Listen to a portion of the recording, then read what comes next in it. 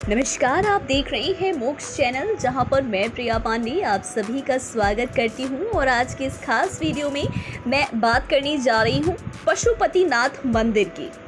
दोस्तों, वैसे तो हिंदू समाज में कई सारे ऐसे मंदिर हैं, कई सारी मंदिरों के पीछे की अलग अलग पौराणिक कथाएं जुड़ी हुई हैं। हर एक मंदिर का अपना एक रहस्य है, अपना एक अद्भुत चमत्कारी जो है वो मान्यता है। लेकिन अब पशुपतिनाथ मंदिर की बात की जाए, जैसे हमारे देश में 2 पशुपतिनाथ मंदिर हैं जो विश्व में पूरी तरीके से प्रसिद्ध हैं। एक नेपाल की काठमांडू में और दूसरा भारत के मंदसौर में। दोनों ही मंदिर बहुत ही भव्य, बहुत ही खूबसूरत है और दोनों के मंदिरों में जो मूर्तियां हैं वो भी एक जैसी दिखती हैं। नेपाल का मंदिर बागमती नदी के किनारे काठमांडू में है, तो वहीं यूनेस्को की विश्व धरोहर में इसे शामिल भी किया गया है। इस मंदिर में देश विदेश से पर्यटक घूमने आते हैं। अब बात पशुपति के बारे में की जाए तो पशु का अर्थ जीव या प्राणी और पति का अर्थ है स्वामी और नाथ। इन दोनों के अर्थ को मिलाकर ही भगवान पूरे होते हैं। इसका मतलब ये है कि संसार के समस्त जीवों के स्वामी या भगवान है पशुपतिनाथ।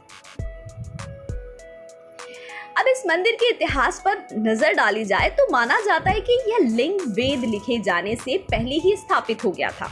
पशुपति काठमांडू घाटी के प्राचीन शासकों के अधिष्ठाता देवता रहे हैं।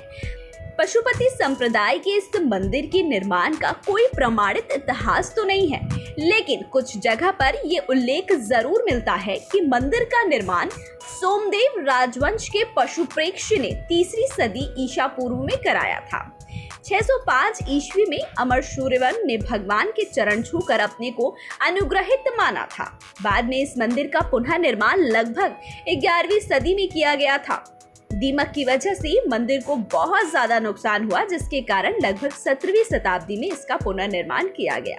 बाद में मध्य युग तक मंदिर की कई नकलों का निर्माण कर लिया गया। ऐसे मंदिरों में भक्तपुर 1480, ललितपुर 1566 और बनारस 19वीं शताब्दी के प्रारंभ में शामिल है। मूल मंदिर कई बार नष्ट हुआ है। इसे वर्तमान स्वरूप नरेश भूपलेंद्र मल्ला ने 1697 में प्रदान भी किया।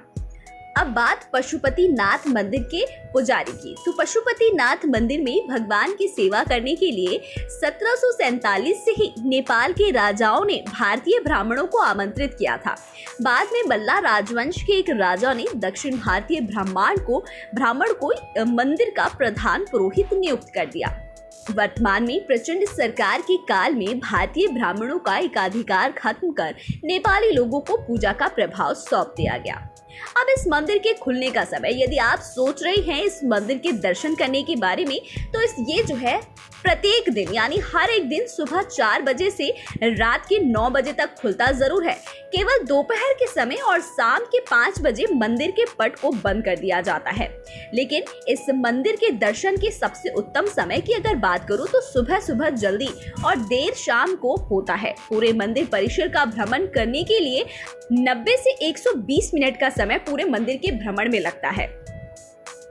नेपाल में पशुपतिनाथ मंदिर काठमांडू के पास देवपाटन गांव में बागमती नदी के किनारे है।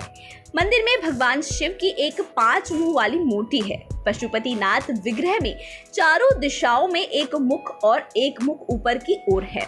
प्रत्येक मुख के दाएं हाथ में रुद्राक्ष की माला और बाएं हाथ में कमंडल मौजूद है। मान्यता अनुसार पशुपतिनाथ मंदिर का ज्योतिर्लिंग पारस पत्थर के समान है।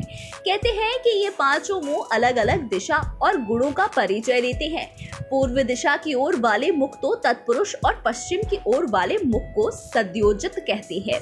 उत्तर दिशा की ओर वाले मुख को वामवेद या अर्धनारीश्वर कहते हैं और दक्षिण दिशा वाले मुख को अघोरा कहते हैं। जो मुख ऊपर की ओर है उसे ईशान मुख कहा जाता है। इस मंदिर में भगवान शिव की मूर्ति तक पहुंचने के 4 दरवाजे बने हुए हैं। वे चारों दरवाजे चांदी के हैं। पश्चिमी द्वार की ठीक सामने शिव जी के बैल नंदी की विशाल प्रतिमा है, जिसका निर्माण पीतल से किया गया है। इस परिसर में वैष्णव और शैव परंपरा की कई मंदिर और प्रतिमाएं हैं। पशुपतिनाथ मंदिर को शिव के 12 ज्योतिर्लिंगों में से एक केदारनाथ मंदिर का आधा भाग माना जाता है, जिसके बारे में कई लोगों को नहीं पता है। यह मंदिर हिंदू और बौद्ध वास्तुकला का एक अच्छा मिश्रण है, जो कि हमें देखने को मिलता है। मुख्य पगोड़ा शैली का मंदिर सुरक्षित आंगन में स्थित है, जिसका संरक्षण नेपाल पुलिस द्वारा किया जाता है। पशुपतिनाथ मंदिर के संबंध में एक ये भी मान्यता है कि जो भी व्यक्ति इस स्थान के दर्शन करता है उसे किसी भी जन्म में फिर कभी पशु योनि प्राप्त नहीं होती है। हालांकि शर्त यह है कि पहले शिवलिंग के दर्शन के नंदी के दर्शन ना करें। यदि वो ऐसा करते हैं तो फिर अगले जन्म में उसे पशु बनना पड़ता है। मंदिर की महिमा के बारे में आसपास के लोगों से आप काफी कहानियां भी सुन सकते हैं। मंदिर में अगर कोई आधा घंटा ध्यान करता है तो वह जीव कई प्रकार की समस्याओं से मुक्त भी हो जाता है। इसके पीछे की जो कुछ पौराणिक कथाएं भी हैं, और वो पौराणिक कथा के अनुसार भगवान शिव यहाँ पर चिंकारी का रूप धारण कर निद्रा में चले बैठे थे। जब देवताओं ने उन्हें खोजा और उन्हें वाराणसी वापस लाने का प्रयास किया तो उन्होंने नदी के दूसरे किनारे पर छलांग लगा दी। कहा जाता है इस दौरान उनका सींग 4 टुकड़ों में टूट गया था। इसके बाद भगवान पशुपति चतुर्मुख लिंग के रूप में यहाँ प्रकट हुए थे। एक दूसरी कथा ये भी प्रचलित है कि चरवाहे से जुड़ी है, जो कि कहते हैं कि इस शिवलिंग को एक चरवाहे द्वारा खोजा गया था, जिसकी गाय का अपने दूध से अभिषेक कर शिवलिंग के स्थान का पता लगाया गया था। एक तीसरी कथा भी है जो कि उत्तराखंड राज्य से जुड़ी हुई है, जो कि एक पौराणिक कथा है। इस कथा के अनुसार इस मंदिर का संबंध केदारनाथ मंदिर से है। कहा जाता है जब पांडवों को स्वर्ग प्रयाण के समय शिव जी ने भैंसी के स्वरूप में दर्शन दिए थे, जो बाद में धरती में समा गए, लेकिन समाने से पूर्व भीम ने उनकी पूंछ पकड़ ली थी। जिस स्थान पर भीम ने इस कार्य को किया था उसे वर्तमान में केदारनाथ धाम के नाम से जाना जाता है, एवं जिस स्थान पर उनका मुख धरती से बाहर आया उसे पशुपतिनाथ कहा जाता है। पुराणों में पंचकेदार की कथा नाम से इस कथा का विस्तार हमें मिलता है। तो दोस्तों, ये थी पशुपतिनाथ की एक छोटी सी कहानी, जो कि अब तक आपको नहीं पता होगी, लेकिन उम्मीद करती हूँ इस वीडियो को देखने के बाद आप पशुपतिनाथ मंदिर से जुड़े सभी जानकारियों को हासिल कर पाए होंगे। बाकी तमाम ऐसे ही अपडेट जानने के लिए आप लोग सब्सक्राइब कर लीजिए हमारे चैनल मोक्ष को।